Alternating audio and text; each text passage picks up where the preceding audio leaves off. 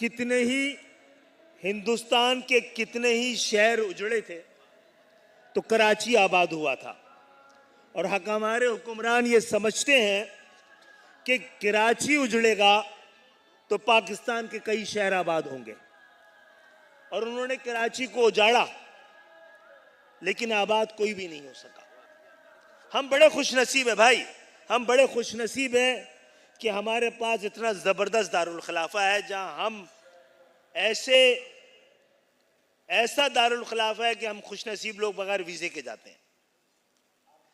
ऐसा दारुल खिलाफा जिसका अपने मुल्क के मसाइल से कोई ताल्लुक ही नहीं है। ना वो पाकिस्तान की गुर्बत को रिप्रेजेंट करता है, ना जहालत को रिप्रेजेंट करता है, ना जराइम को रिप्रेजेंट करता है। एक नई दुनिया है। ये इस शहर के बलबूते पर उस शहर की रौनकें आबाद है। इस शहर के बलबूते पर उस शहर की रंगीनियां आबाद है। आप कहते हैं कि हुक्मरान वजीर आजम क्यों नहीं आते? कराची में अब रंगीन रातें नहीं है, वो इस्लामाबाद में मौजूद है।